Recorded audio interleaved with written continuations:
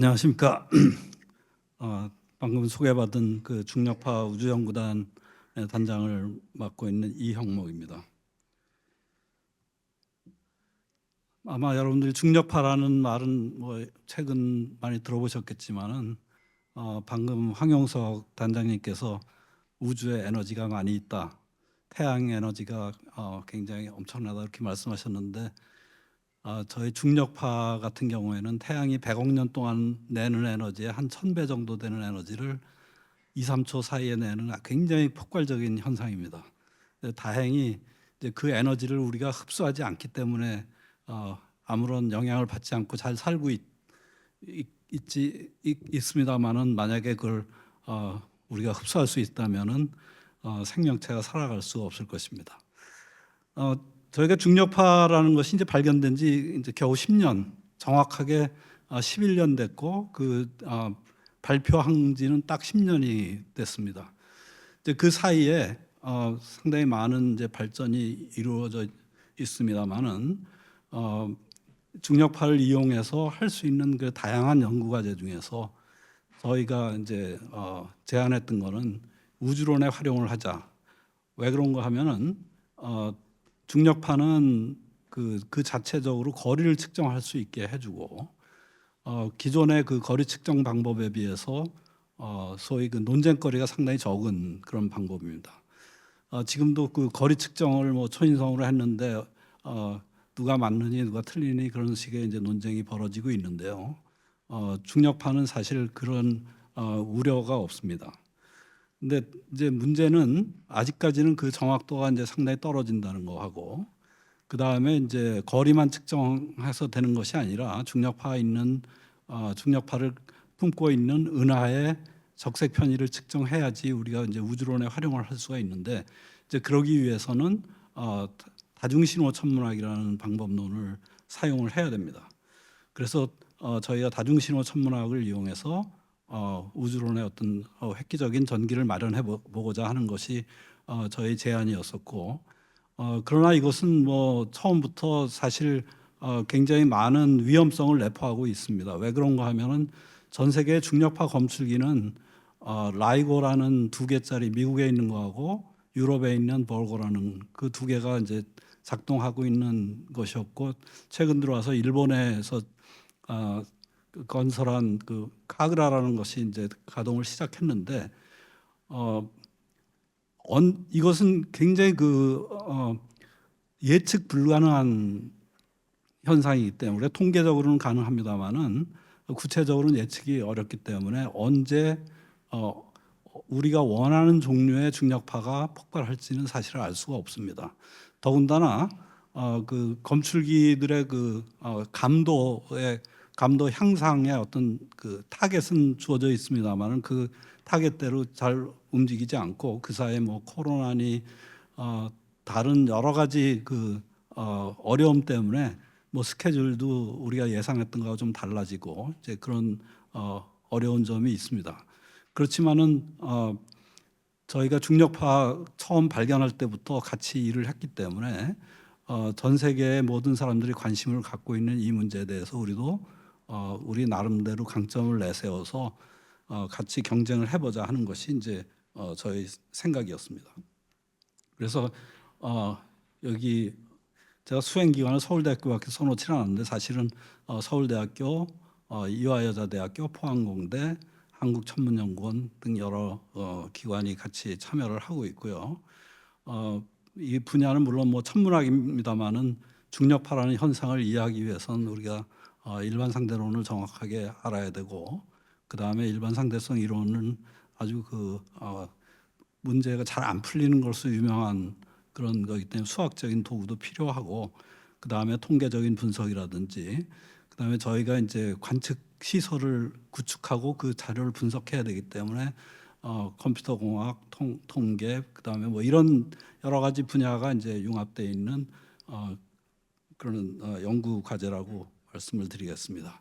그래서 저희는 뭐 이렇게 세부적으로 돼 있지는 않고 굉장히 통합적으로 운영을 해야 되기 때문에 간단하게 두 과제로 나눠서 했고, 제가 책임을 맡고 있는 중력파 천문학 쪽에서는 중력파에 대한 이론적인 해석이라든지 자료 분석이라든지 뭐 이런 데 이제 집중을 하고, 그다음에 제2 세부과제는 저 임명신 교수께서 책임을 맡고 계시는데, 실제로 그 중력파를 내는 천체가 포함되는 은하를 찾는, 그러기 위해선 새로운 개념의 이제 망원경이 필요하기 때문에 그런 망원경을 구축하고 그 자료를 분석하고 하는 일을 맡아서 두 개로 구성되어 있고, 이것이 유기적으로 이제 결합돼서 수행한 연구라고 할 수 있습니다.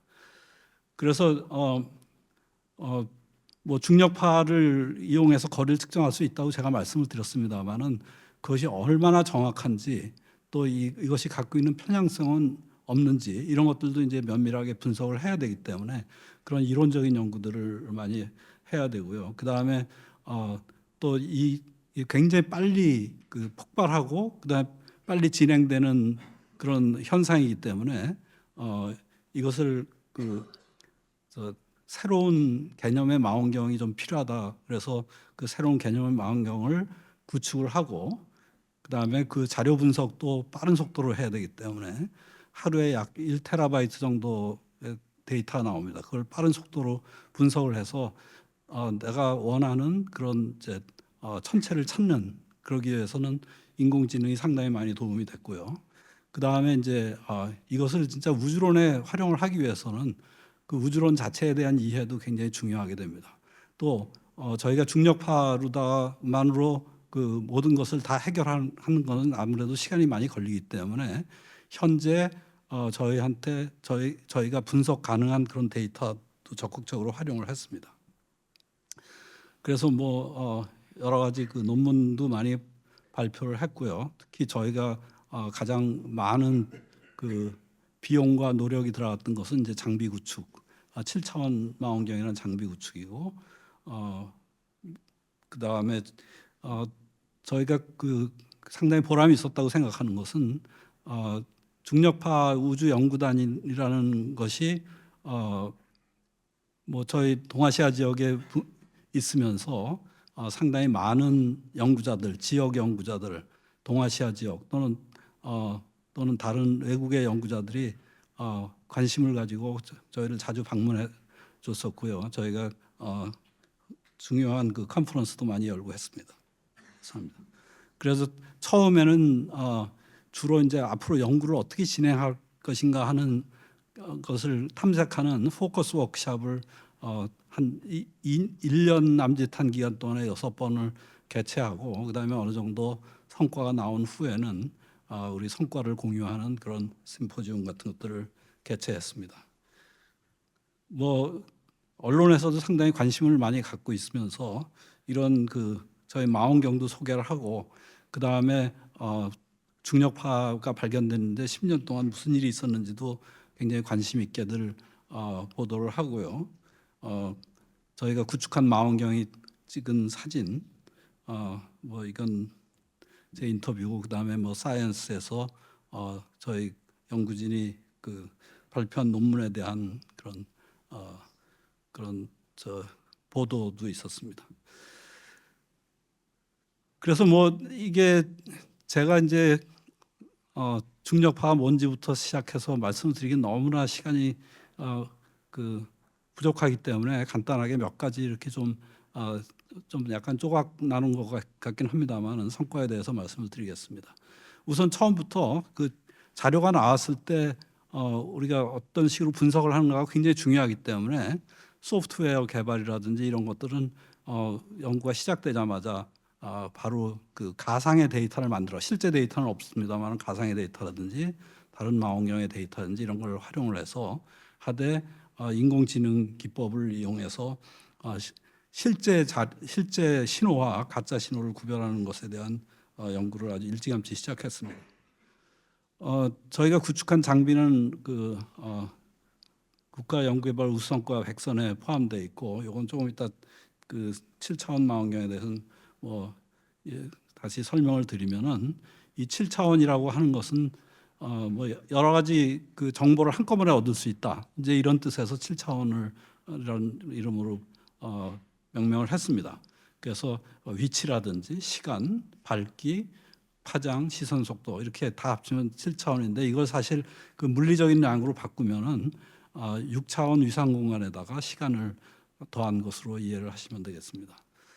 그래서 이것은 어떻게 보면은 뭐 굉장히 간단해 보이긴 합니다만은 50cm 망원경 20대를 동시에 그 구동을 시키도록 그렇게 하는 구조인데요.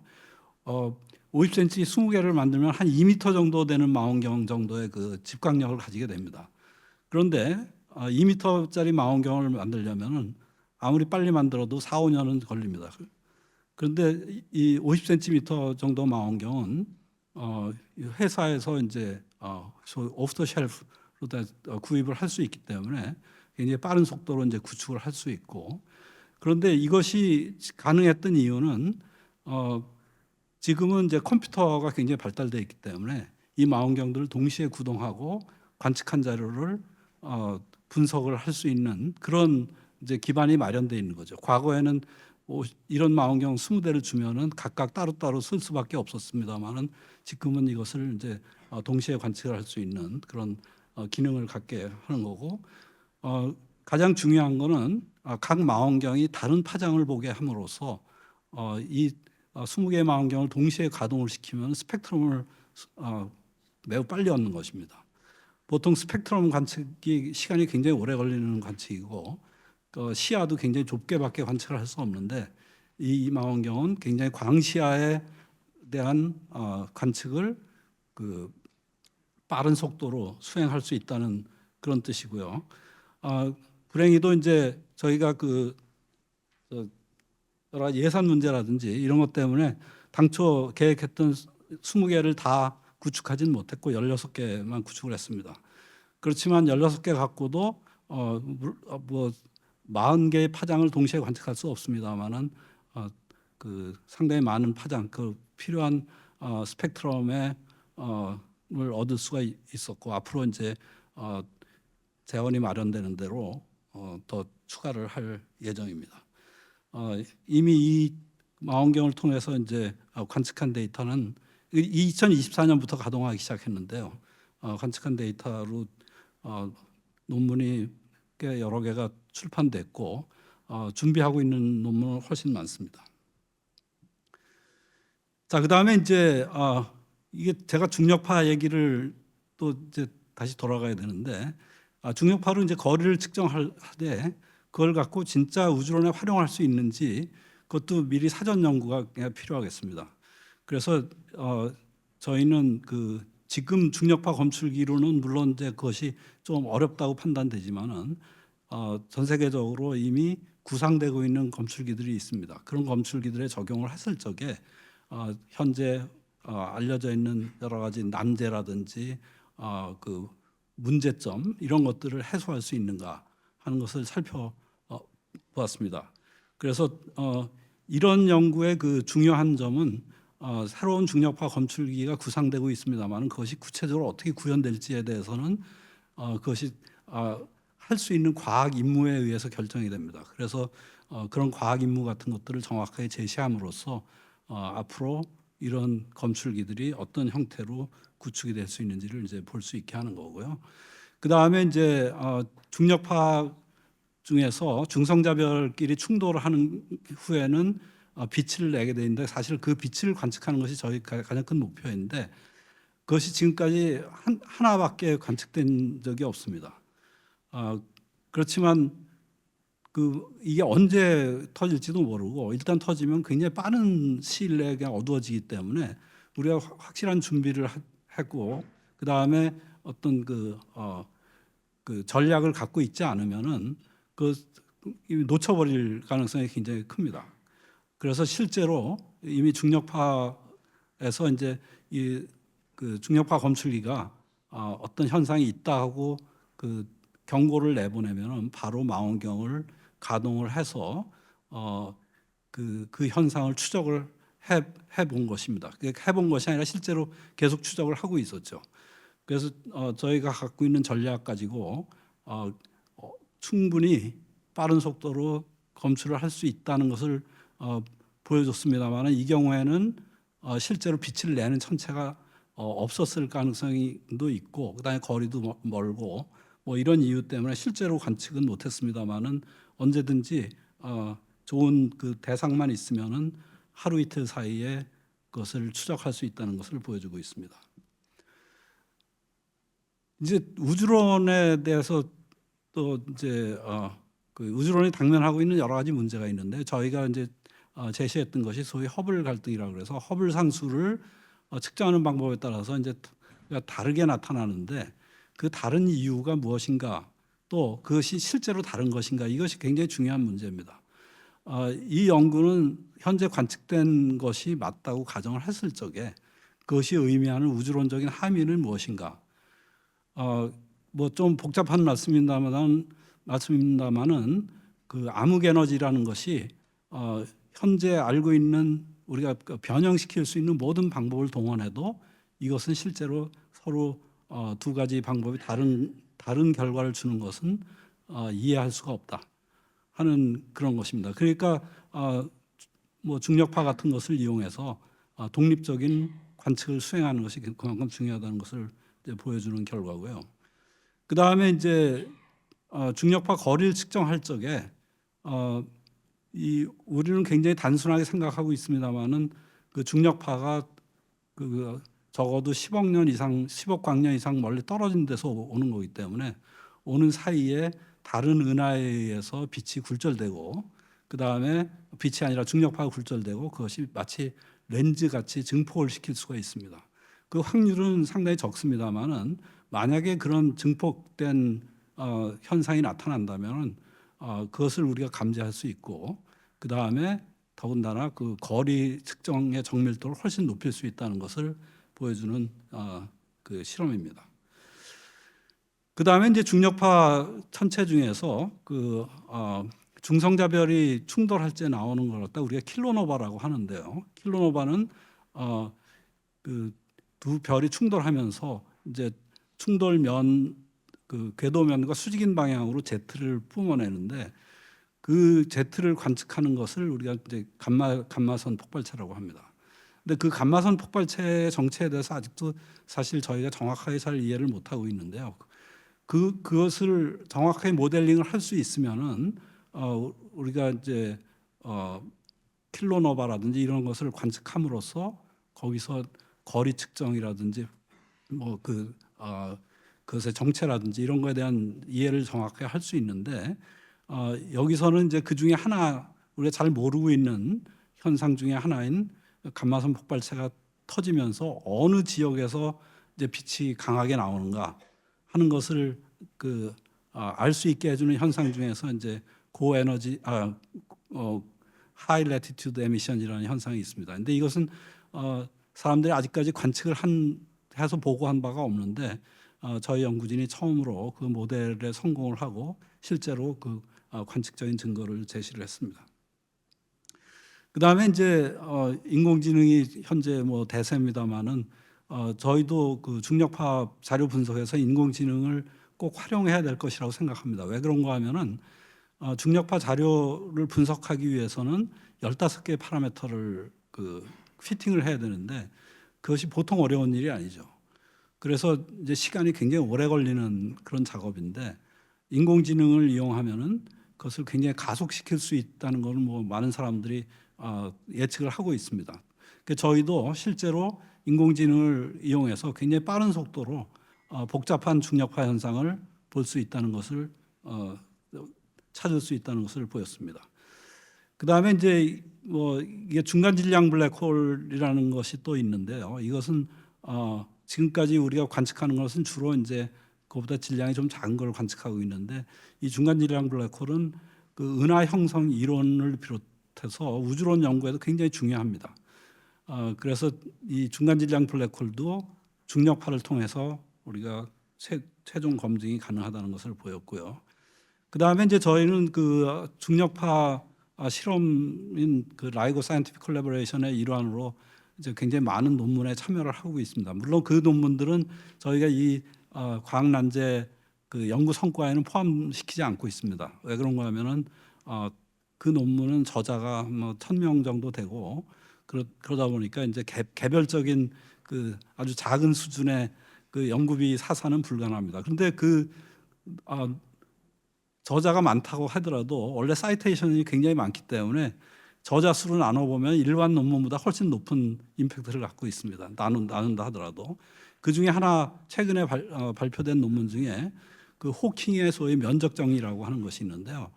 블랙홀의 그 표면적이 일종의 엔트로피 같은 성질을 갖고 있어서 절대로